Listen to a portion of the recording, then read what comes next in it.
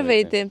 В предното ни видео ви показахме първите ни няколко седмици с Оли, когато той беше бебе, а днес ще ви покажем първите ни седмици с него в тинейджърството му.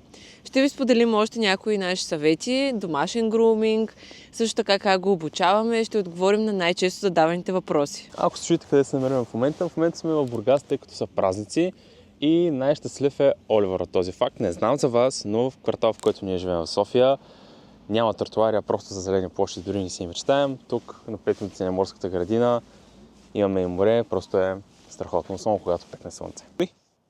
Седни! Браво! Стигнахме и до Кучешкия парк в морската и сега ще си поговорим за тренировки. Ще ви покажем на какво сме научили Оливър до момента и по какъв начин. Но преди това няколко генерални съвета, които се отнася за самото обучение. На първо място започнете колкото се може по-рано. Ние започваме още от ден едно, буквално няколко часа след като Оливър стъпа в новия му дом. Ние започнахме с тренировките. На второ място правете кратки сесии, особено в началото, по една, по две, по 3 минути. Сами ще усетите за колко време кучето се измаря. И съответно ги правете често, няколко пъти на ден, ако имате тази възможност. И трети съвет, който мога да ви дам, е да използвате гранулите от основната храна като лакомства. Особено в началото нас не беше страх да го прехраним, затова му отделяхме по няколко гранулки от основната храна, от закуската или вечерята и ги използвахме за лакомства. Когато го обучаваме, работят перфектно. Идеята на лакомството е да го накарате да направи това, което вие искате. Време за команди. Първата, на която трябва да научите кученцето, всъщност е неговото име. Оли! Тук идеята е общо взето да си изберете неговото име и всеки път, когато той се обърне към вас, да му давате лакомство. На второ място, може би една от най-важните команди, това е не. Общо взето, всеки път, когато прави нещо, което не трябва да прави, му казвате не с една идея по-строг тон, не да му се карате, не да му викате, тъй като най-вероятно ще го сплашите. Една идея по-строг тон и се опитвате да му обърнете вниманието към нещо, което може да прави. Например, ако ви хапе ръката, казвате му не и му давате някаква играчка в устата и се надявате той да спре да го прави. Продължаваме към 4 базови основни команди, които са подобни и се учат сравнително заедно. Първата е, Оли, седни! Браво! Тази команда се учи доста инстинктивно, още от малки, когато поднасяте, Оли, лакомство напред, седни, напред към кученцето, той инстинктивно ще седне и му казвате съответно седни и го награждавате. Също така си избирате и дума, в нашия случай това е браво, може да бъде да, която той да свързва с това, че е успял да направи нещо. Общо взето ние в момента, когато се разхождаме, му кажем браво, той да поглежда и чака да му дадем някакво лакомство. Следващата команда е стани. Тя съответно се учи след като вече може да сяда. Оли, седни.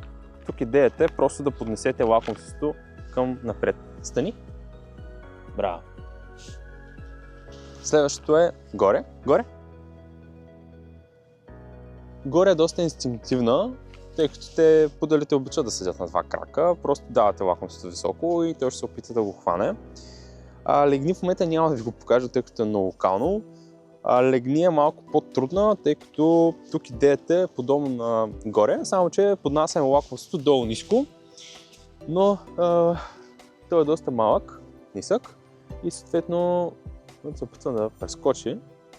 Съответно е доста нисък и е трудно да инстинктивно да си легне, затова може да използвате крака си, когато го сгъните, да направите като тунелче и той да мине през тунела и по този начин инстинктивно ляга. Следващите 2 са едни от най-важните, а именно стой и ела. Те също могат да се научат заедно, много са важни, когато сте навън, така че сега ще ви покажем как се учат. Общо взето стой и ела може да ги учите още преди кученцето да излиза навън в домашни условия. Оли, Оли, виж ме. Стой. Не. Стой. Ела. Браво. За стой може да използвате ръката като жест с част от тялото. Помисля, че помага. Ние така започваме да го учим. тук идеята е, когато му кажете стой, след това да се отдръпнете назад и ако той тръгне към вас, да тръгнете и вие към него и да го спрете и отново започвате командата от начало. Като в началото учите само единствено стой и съответно когато изчакате няколко секунди и той седи на едно място, тръгвате към него право и го награждавате. Вече постепенно, когато го научите на ела, ела също е доста лесно. Ела. Браво! Просто променяте си тона на гласа да бъдете по-такъв игрив, тъй кученцата разбират, когато говорите по-така игриво. Може да се наведете ниско-долу и съответно той инстинктивно идва към вас, защото най-вероятно очаква да му дадете гранулка и по този начин го научавате на ела. След като вече сте го научили в домашни условия, това е фаза номер 1, вече може да го научите и навън, когато е на къщка и вече може би третата финална стъпка е точно когато сте в кучешкия парк. Оли, ела! Браво! Браво! Това е важна команда, особено ако искате да го пускате без книжка навън, макар че не е законно. Кажи. Повод! Повод, аз го казах. Книжка! Тя имаше нещо друго важно. Най-важното забравих. Пусни! Команда, на която все още така ни е трудно, но как се учи пусни? Фаза номер 1 още е в домашни условия. Това е може би много важна команда, още докато не сте излезли, защото още на първата ни разходка Оливър изяде една салфетка, мокра кърпичка или суха кърпичка и съответно трябваше да му изкараме от устата. Веднъж мислихме, че е ял семки от грозде, зърнца от грозде, съответно го водихме на ветеринар. Веднъж му давахме кислородна вода да повърне, просто защото си мислихме, че е изял нещо. Просто това е много важна команда, тя е буквално живото спасяваща. Как се учи? Фаза номер 1, още в домашни условия. Оли, ела! Пусни. Браво! Той в момента това вече го е минало, но идеята е, имате лакомство в лапата и той ще души, ще се опита по някакъв начин да си вземе лакомството. Когато момента, в който спре, му казвате браво и му давате лакомството. Втората стъпка е да оставите на земята и съответно, ако той тръгне към лакомството, да го попречите и да не му я дадете и след като спре да тръгва към лакомството, тогава да му кажете браво и да му дадете лакомство. И вече когато сте навън, ако има нещо в устата, съответно казвате пусни и се надявате той да пусне. Някой път, когато има някакви по-такива специфични храни, просто нашето е доста лакомо и не се справяме, но стараем се. Нали, Оли? Айде, ела! Следващите, дай лапа. Браво! Следващите, които са малко такива... вижте само моето куче, какъв циркадже е. Дай лапа. Тази команда научихме някъде, когато вече беше на около 4 месеца. 4 месеца е малко, защото в началото той още не знаеше, че толкова може да се ползва лапите и си опитвахме, но всъщност не се справяхме. Как се учи? Седни. Идеята е да му дадете седни. Да му дадете лакомството така високо. Браво! И той инстинктивно ще се опита по някакъв начин да бутне лакомството с лапа, да си го свали, за да може да го хване. Оли, завърти се. Браво! Това също инстинктивно, просто му с лакомството му давате ръката и успя. Най-важната команда. Оли! Бъп! Браво! Друга команда, която все още учим, е до мен, т.е. Оли да върви до нас, но както виждате не се получава, не можем все още да го научим. И той си опъва каешката и общо взето той си ни разхожда. Честита нова година от море, пясък, морска градина и слънце. Стигнахме до петия най-луксозен квартал в Витоша, според една статия. И сега в момента тук тротуар нямаме, разбира се, вървим по улицата. Нали, Оля? Тази улица, да ми казвам, като завали един дъжд и ходим на зигзаг, защото е пълна с дупки. И редовно Оливър трябва да го дигнем, за да може да пресечем, макар че той избягва дупките и ни харесва да се цапа. И сега ще ви покажем нашия домашен груминг, като разбира се той започва с банята, като ние къпем Оли на 2 седмици. Знам, че има доста противоречиви мнения по въпроса, има хора, които ги къпят на 1 седмица, на 1 месец, но за нас 1 месец е много. И прочетох, че когато използвате качествена козметика, няма проблем да е по-често. Така че, нека да отиваме в банята и да започваме.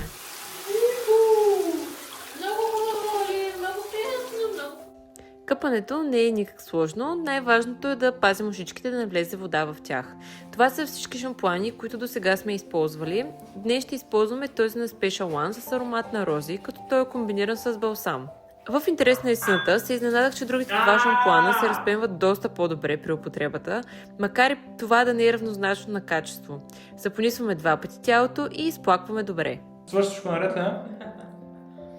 Сега ще покажа как се чувства като го... След като свършим с банята, седим така около 5-6 минути, малко да попие в кърпата и след това преминаваме към сушенето.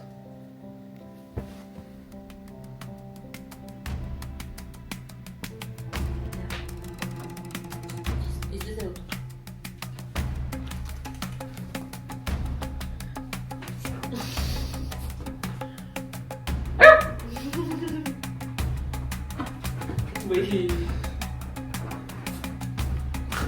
Сега съм цялата мокра.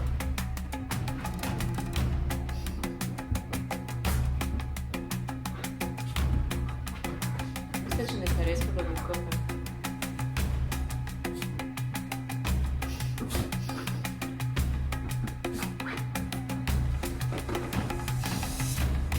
Оли, айде идвайте да сушим. Айде идва. Айде с сушуара да сушим. Оли с сушуара. Сушуара ли? Оли с сушуара, ти обичаш сушуара? Не обичаш сушуара?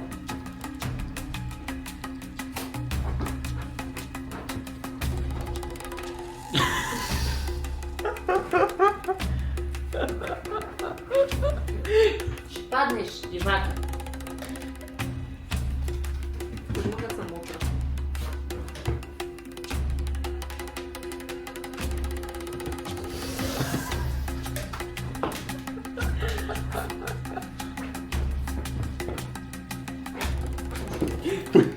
Сушенето също не отнема толкова много време, колкото първоначално си представях, като тук най-важното е да разресваме козинката още по време на сушенето. А ето го и Оли вече изцяло изсушен и бухнал. И идва ред на една заслужена вечеря за нашия малък герой. Всичко, което ще използваме за домашния груминг. Машинка за постригване с отделни приставки, тример, който използваме за лапичките, комплект ножици и гребен, токторизачка, спрей за разресване, четката, разбира се, и това малко гребенче, което използваме за под очичките и мустаците. Това е втория път, в който подстригваме Оли, така че все още сме съвсем начинаещи, но фокусираме се първо върху главичката, докато Оли все още не се е изморил съвсем и седи кротко. Много се беше. Това е ново. Си да има пащица! Премахваме излишната козинка около очите, за да предотвратим прекомерното сълзене и след това се стараем да докараме кръгла форма на цялата главичка, доколкото ни позволяват уменията. Разбира се, отново внимаваме с ушичките. С машинка подстригваме и козинката по тялото, като се стараем да не я намаляме много, тъй като е зима. Оформяме и краченцата, но там предимно играят ножиците. Много е важно да не пропускаме зоните около дупето и гениталите, защото разбира се, освен визия, се стремим Оли да има добра хигиена. Кьонер, поръчахме това.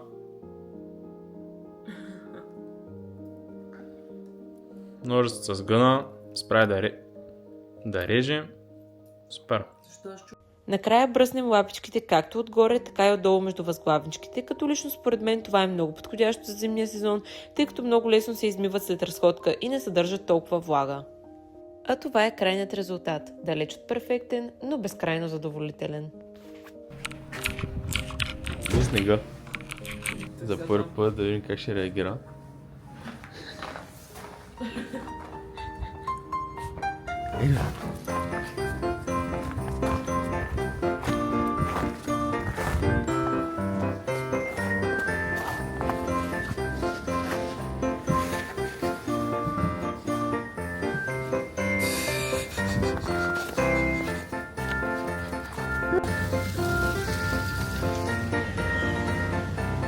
Оли! Оли, виж ме! Оли! Е момента, в който ще си поговорим за хигиената поддръжка на Оливър, как почистваме ушите, зъбите и очите, като ще започнем с ушите. Всъщност, по-добре май ти обясни защо се прави това. Тъй като ушите на поделчетата са надолу и когато имат много косъмчета вътре в ушите, може да се задържи влага и се създава доста благоприятна среда за развитие на различни микроорганизми и следователно за инфекции. Именно за това веднъж месечно ние му скубем ушичките, като според съвременните препоръки на ветеринарите, алтернатива на скубането е всъщност подкъсяването им с тример, но тъй като сме изчели на доста места и ние... Доста хора, които са минавали ушичките с тример, се оплакват, че все пак има инфекция, че се образува, нали, инфекция и затова са преминали на скубане. Затова ние сме решили на този етап поне да ги скубем. Защо всъщност според ветеринарите в момента не е препоръчително да се скубе? Когато се скубят космите, се получават едни такива микротравми, които реално... Отново могат да се инфектират. Да. Затова може би е най-добре да се минават с тример, но ние за момента сме решили да ги скубем, защото не искаме да се получи инфекция. По принцип това е нещо, което би направил вашия грумър, но тъй като когато заведахме първи път Оли на груминг, тя ни го даде и ни каза, нали, след като приключи цялата процедура, и каза, че той много е пищял и следователно тя не може да скубава ушите, затова ние го направихме по-късно. Да, наистина в началото, тъй като имаше доста косъмчета, имаше супер голям дискомфорт, най-вероятно и болка, но вече когато това нещо го правим редовно и няма толкова голямо количество косми, които да трябва да оскубем наведнъж, той го понася по-добре. Затова, когато започнахме, всъщност скубахме по-малко всяка седмица, не наведнъж, защото колкото повече скубим, толкова по-неприятно му е наведнъж. И също така шанса да се получи някаква инфекция е по-голям, когато се скубят по-много. Да. Всъщност как ги премахваме? Използваме пудрата на Артеро, която единственото за което служи е да имаме по-добър грип, когато отскуваме косъмчетата, като за момента използваме или пръсти, или с пинцета, изключително внимателно. Като с пинцетата съм забелязала, че той реагира по-малко, може би защото се откубват по-малко косъмчета, но нещо, което е супер важно, е, че трябва да фиксирате много добре главата, т.е. да не мърда. Ако кученцето ви мърда, не препоръчвам да използвате пинцета, тъй като много лесно може да нараните ушната мида. Също така, друго нещо, което правя, е да не захващам косъмчето от основата, а по-скоро малко по-нагоре, за да може дори и леко да си размести главата, да не го нараня. И това го правим по принцип преди баня, за да може след това пудрата да се изчисти, ако е останала около ушната мида. След това всяка седмица използваме капките на Вирбак. Капваме по 3-4 капки на всяко ухо и след това масажираме за около 20 на секунди. Използваме капките, защото с тях на помощ ушната кал, която е навътре в самото ухо, се разгражда и изчезва, евентуално.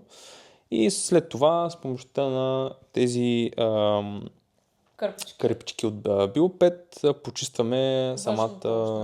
Да. Като аз ги намирам за доста удобни, тъй като са доста тънки, слагаш си ги директно на пръста и доста лесно се почистват всякакви извивки, които има по ушната мида. Преди използвахме един спрей на Трикси. Не, на Билганс мисля, че беше. В първия клип бяхме го показали.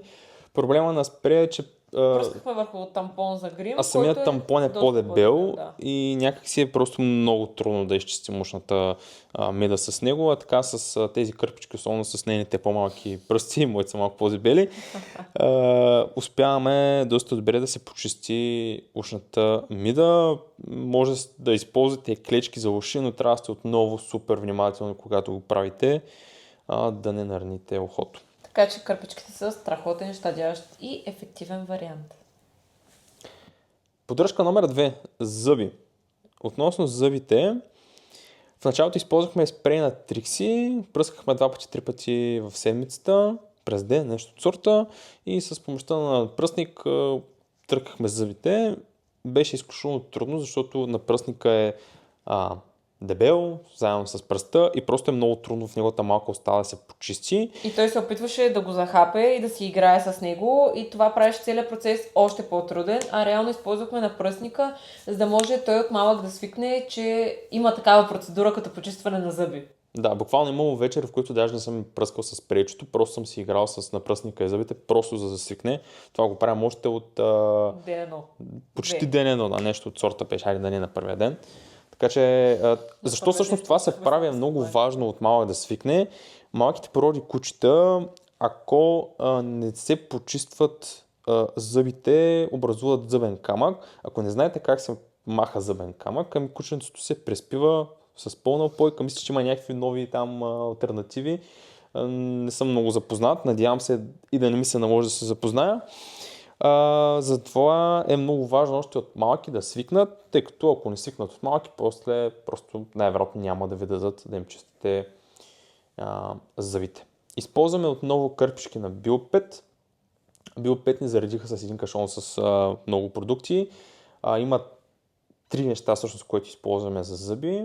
Първите са кърпичките, които използваме всяка вечер преди там лягане или след храна. От тях сме наистина много доволни, тъй като отново, както кърпичките за уши, са супер тънки, отново се слагат на пръста и доста лесно успяваме да достигнем дори най-крайните зъби.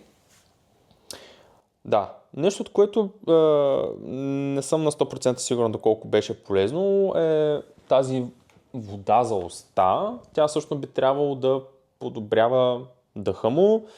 Наистина, след като минем зъбите с кърпичките, дъха му не мирише на сьомга, тъй като храната му е със сьомга.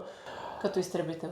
Да, тази вода се слага във водата му за пиене и се очаква да освежи дъха и да почисти зъбите. Най-вероятно се бори с зъбната плака и почиства зъбите, но просто не освежава дъха така, както Не се иска, или може би не слагаме достатъчно, не знам, не мога да преценя, тъй като указанията по колко се слага са малко неточни, т.е.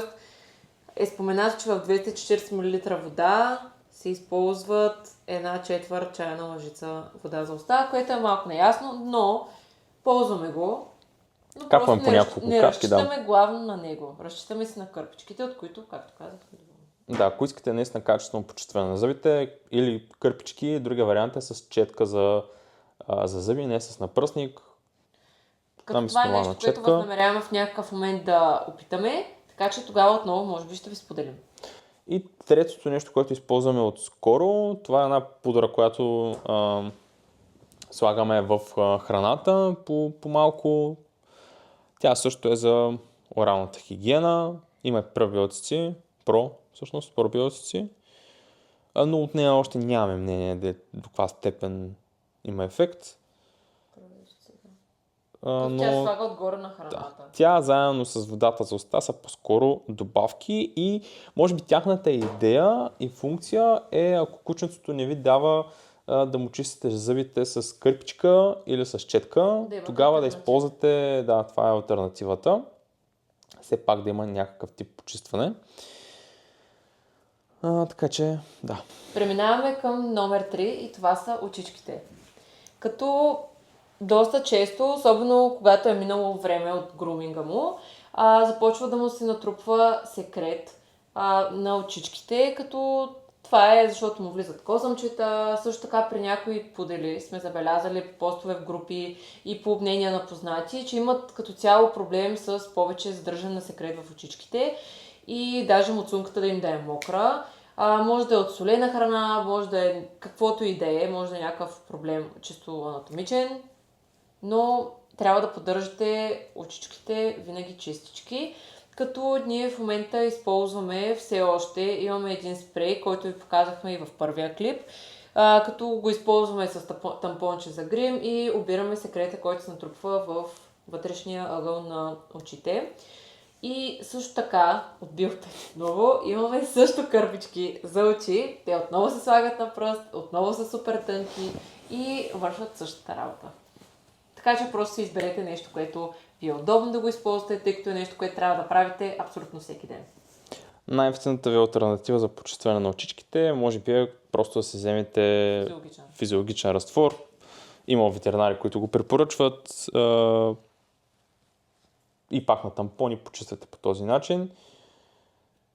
Да. Всички тези продукти на Bio5 може да ги намерите в сайта. Имаме код за отстъпка Oliver10. Може да го използвате, ако си харесате нещо. И да. Като ние нямаме за цел толкова да рекламираме продуктите, просто да ви кажем ние от какво сме доволни и реално какво има смисъл да си вземете, тъй като ние в началото много се лутахме, какво е удачно да се вземе, какво няма нужда или няма смисъл и така накупихме супер много излишни неща. Които в момента седят неизползвани. И сега дойде време да си поговорим и за социализацията на Оли. Като в началото, още когато беше бебе, той тогава си нямаше абсолютно никакъв проблем. Ходеше си при всякакви кученца да се душат, не се е страхувал от тях. Последно време вече почнаха, тъй като вече почна да пораства, почнаха да го лаят доста другите мъжки кучета и да обръща повече внимание на женските, което преди не го правеше. И общо взето си е доста социален, обича да си играе с други кученца. Пускали сме го в различни в различни паркове. Друго нещо, което ни направи впечатление последно време е, че почна да става инат. И ако той реши, че не иска да отиде някъде, няма да отиде там. И набива контра и това е. Също така, последно време не знам дали заради по-дългите разходки, които му правих ежедневно в Бургас, като цяло се кротна, не ми опъва толкова къщката като повода, като изключим в момента, тъй като не е бил в парка от 2 седмици и явно много му липсва. Но цялостно наистина има разлика спрямо, ако щеш, 4-5 месец и в момента, където сме почти на 7 месец. В момента сме в Южен парк при патките и по принцип пуделите едно време са участвали в лова на патки, но обаче нашия в момента си пасе тревата. Относно хигиените навици, интересно е, че Оливър още на първата си разходка, първия ден той се изпишка навън, което за повечето хора не е така и имат проблем с това. Не знам как, просто късмет за нас. Иначе това, което сме използвали, за да си подсигурим, че той ще си върши работата само навън. Всеки път сме го награждавали с лакомство и сме го извеждали поне по 3-4 пъти на ден, сутрин, обед, вечер и преди лягане.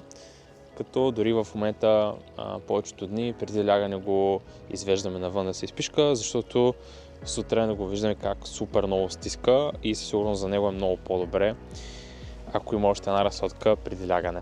Благодаря, че гледахте този клип. И ако ви е харесал, ще се радваме да оставите по един коментар, да лайкнете клипа и да се абонирате за нашия канал.